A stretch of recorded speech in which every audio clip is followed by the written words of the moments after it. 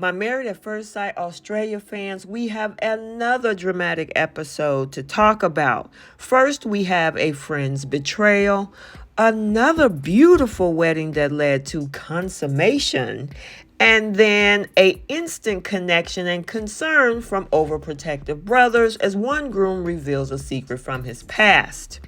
Welcome back to Romance Review TV. It's Lady T, and I got another recap for you guys. Married at First Sight Australia, season number 10, episode number 3. And without any further ado, let's unpack this drama. So, storms are brewing for this couple as there is trouble in paradise for Claire and Jesse, with the two of them spending the first day of their honeymoon apart after an incident where Jesse shushed his new bride. And Jesse doesn't think it's much to ask for just a few more seconds of silence from the woman he just married. And just when you thought all the drama between Bronte and Harrison had been put to rest, well, there's more. Because over a FaceTime call, Bronte's sister, Kira, reveals something very interesting about her friend, Jess. What's going on? So, Jess, she's had conversations with the bridal party. She stated that she was confused to why she wasn't a bridesmaid. Yeah. What the hell? I'm just... So she stirred shit to my new husband after 2 hours because she couldn't handle the fact that this wasn't about her. Oh, 100%. What the She gets so much attention. What the freaking hell is the problem? Like, I just don't... This is my day. Everyone gets their own wedding day. Like, why are you making this about you? And my poor husband's been absolutely, like, annihilated. The poor guy, like, all he's done is come in here and tried to start again. I'm like, I'm sorry, but I'm giving him out. Fair enough. Seeing you two both at the altar, how natural you guys were another, it was so nice. Like, it really did warm my heart. And I really do think that you guys have been matched so perfectly. Agreed. Thank you so much for letting me know all of that. I love you. I'll speak to you soon. Bye. This changes everything. So I want to take myself back to that moment before I found out this information. Basically, I had a really interesting phone call from my sister, and she said apparently Jess pretty much just bombarded our entire day for 5 minutes of fame. Like, there's other ways that you can do that. Got you in so much trouble, and for what? It's literally Jess just trying to get 5 more minutes. Yeah. Don't give the fire any more oxygen. Yeah. Just let it burn out. It was yesterday. I want to put this to rest, like it's done. So at least we're glad to hear that Bronte and Harrison are back on track, at least for now. We don't have to waste any more time with that because we got 2 more couples that are about to get hitched. So, episode 3's first wedding is Tani and Ollie. So, Tani, 27, considers herself quite the catch, but she's not sure why nobody else sees her that way. She puts it down to superficialities of dating and the process that pretty much she's lost faith in. This is also why she's putting faith in the experts to, find a decent guy. And then as for Ollie, he's 26 and he is sick and tired of being ghosted. So he ditched all of the dating apps and want to find and get to know someone the old-fashioned way. Now, I don't know about arranged TV marriage being old-fashioned, but I can see, where Ollie is pretty much going with this. So we see Ollie wait nervously at the altar, and seconds after copping a gentle scolding from his mom for not wearing a tie, Tani walks down the aisle. And yeah, she's nervous. There's some giggles. Pretty good indication that these two have very serious chemistry. And she said he is exactly the guy that she asked for, is what she told the production cameras. And Ollie is taking the fact that his favorite takeaway and his new bride are both Thai as a good omen. So let's talk about this wedding reception because they really hit it off and they can't seem to stop talking. I did too. I did too. Like, I just like chilling. Like, I'm all about good vibes. How many times they ask her, what do you do? And you're like, dude, I told you, not a lot, man. I mean, we already have so many things in common. It's like crazy to me. Like, my favourite scary movie is Scream. That's great. I love Such that a one. great film. Like Get Out, one of my favourite films. Yeah, Get Out was great. I feel just like so relieved and so happy. Like, the experts did a great job. He's really open, honest, and just seems so genuine, and I love that. Like, that is like a #1 thing for me. They finally managed to eventually pull themselves away from each other to kind of do a little debrief with their family and friends. And Tani's bridesmaids thinks that she is obsessed with Ollie. And Ollie's sister gives her new sister-in-law her tick of approval, noting that the newlyweds look so well suited. Now, after the wedding day, things couldn't have gone any better as the pair jet off to their fantastic Fiji honeymoon. Hammocks are really nice to look at, but getting in one, whole different kettle of fish. The hammock was just a mess. Wait, you actually can't sit on it though. And then we went paddleboarding. Level it out. Well, I wouldn't even rate myself on the scale. It was so bad. Overrated. Once again, not practical.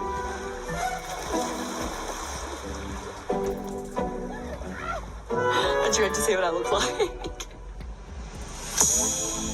And then we played some tennis. We were just like shocking.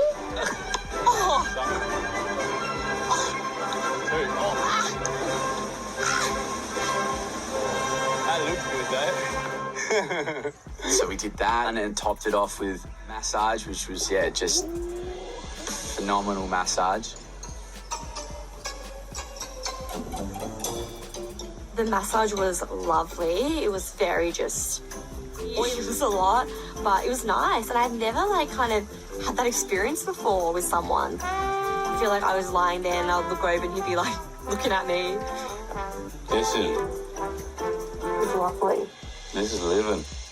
I feel like I look not hot right now. No, you definitely do. You definitely got yeah, she looked gorgeous. She looked unreal. She always looks really good. I just look terrible out. Yeah, I think Tani and I really hit a new threshold today. I'm excited to kind of continue on from that. It was such a beautiful day. Like, do that again and again and again. Let's go again. Yeah, I hope she would think the same. So, even though some of the activities they really kind of got really quirky with, however, there is one honeymoon activity that Tani and Ollie do nail, and that is each other. They're the first couple to seal the deal, and when the producers ask Tani how she feels about being intimate with Ollie, she says she is chuffed. Yeah, that's definitely a good sign. So, at least we know that they're off to a great start. Our second wedding from episode number 3 is Janelle and Adam. So Janelle, she's career driven, she's hardworking, and she's a woman who knows exactly what she wants and what she doesn't. And after coming out the other side of a 5-year relationship, she certainly doesn't want a man who cannot take care of himself. Then we also have 35-year-old entrepreneur Adam. He's the guy that can step up and challenge Janelle. Now, everything at Janelle and Adam's wedding ceremony was going smoothly until Adam reads his vows. Now, even though there was a funny snippet of it, which I'll show you next, after that, he does mention that he has not lived a perfect life and he's done some things that he regrets. Janelle, I knew from the moment that I laid eyes on you that you were the one I was going to marry. I'm a little bit cheeky, I love to have a laugh, but there's definitely a lot more to me. Loyalty, family, respect, and making my partner feel like number one of the values from which I'll never stray. I haven't lived a perfect life. I've done things I've regretted, I've made mistakes, and I've lost myself along the way. But they've all taught me lessons and have made me the person that I am today. This marriage means everything to me, and I promise to make you laugh, and I hope never make you cry. That was beautiful. Thank you. So Janelle and Adam have declared before all of us that they now wish to live and love together in marriage. Friends, my pleasure. May I present Adam and Janelle, husband and wife.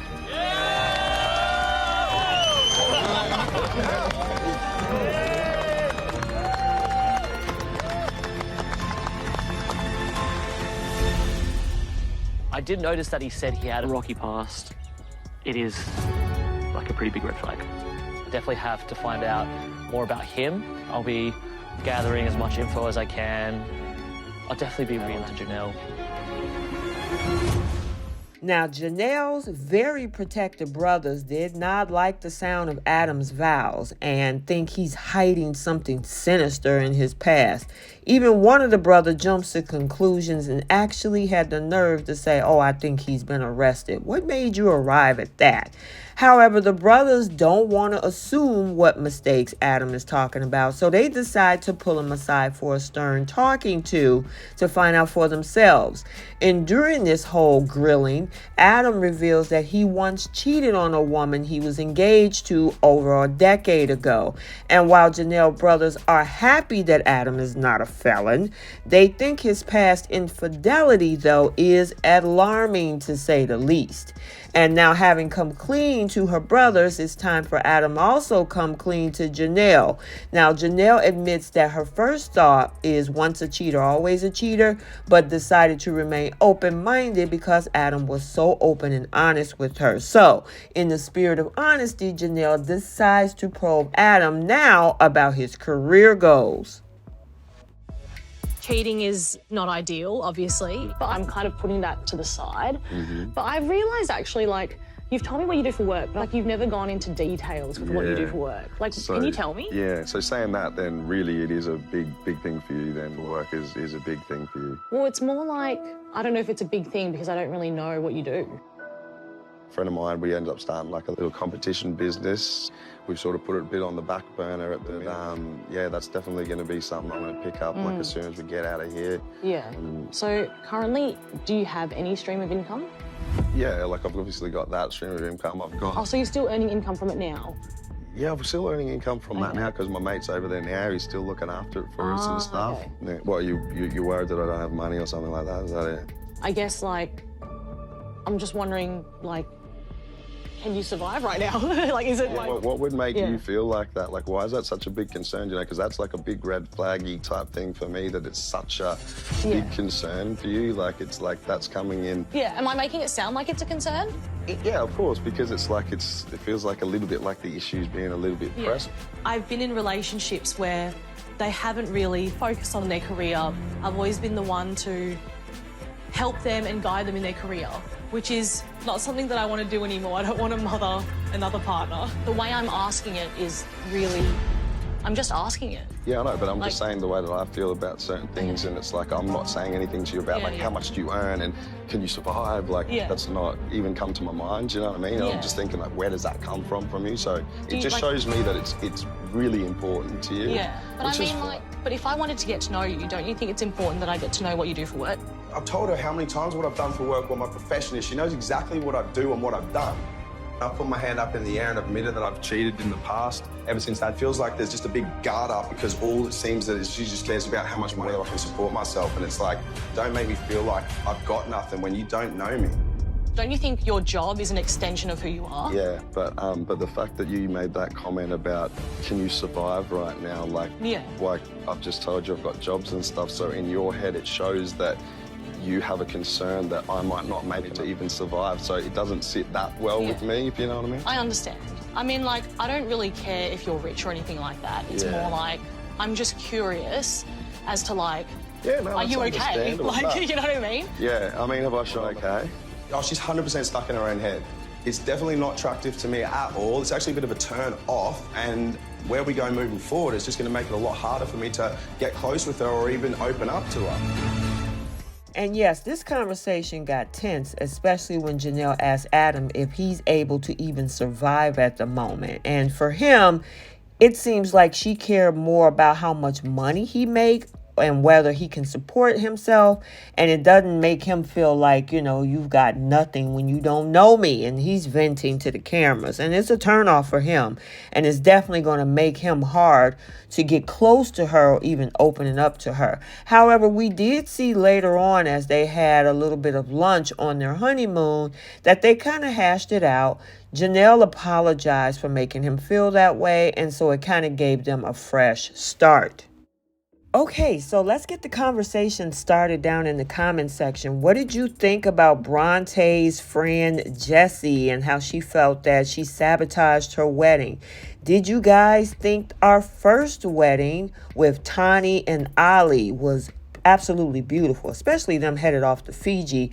And then what do you think, of course, of Adam and Janelle and her concern about whether he's even financially stable enough to take care of himself, or is she going overboard? Let me know your thoughts. So I hope you enjoyed this recap. Stay tuned for other updates and recaps on this channel. And until the next video, like, comment, and subscribe, and we will see you next time. Bye.